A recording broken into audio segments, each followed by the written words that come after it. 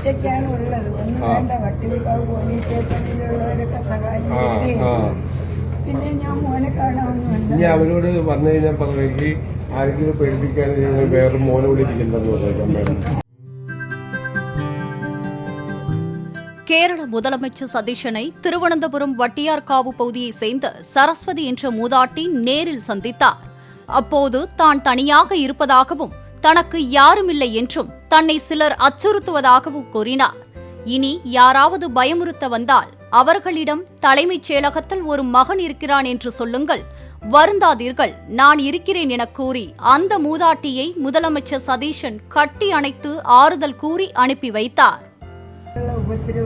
എന്താ പേടിക്കുന്നത്? എന്താ വേണ്ടത്? ഞാൻ ഒറ്റയ്ക്കാണ് ഉള്ളത്. ഒന്നും വേണ്ട, വട്ടിയൂർക്കാവ് പോലീസ് സ്റ്റേഷനിലുള്ളവരൊക്കെ സഹായം. പിന്നെ ഞാൻ മോനെ കാണാമെന്നുണ്ട്. ഇനി അവരോട് വന്നു കഴിഞ്ഞാൽ പറഞ്ഞെങ്കിൽ ആരെങ്കിലും പേടിപ്പിക്കാൻ വേറെ മോനെ വിളിപ്പിക്കണ്ടെന്ന് പറഞ്ഞു. എന്താ പേര്? എന്റെ പേര് സരസ്വതി.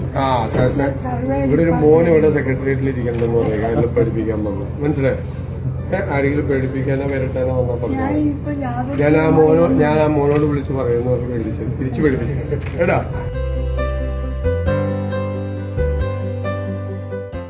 பிளே ஸ்டோர் மற்றும் ஆப் ஸ்டோரில் இருந்து பாலிமர் செயலியை QR கோடு மூலம் பதிவிறக்கம் செய்யுங்கள். செய்திகளை உடனுக்குடன் பெறுங்கள்.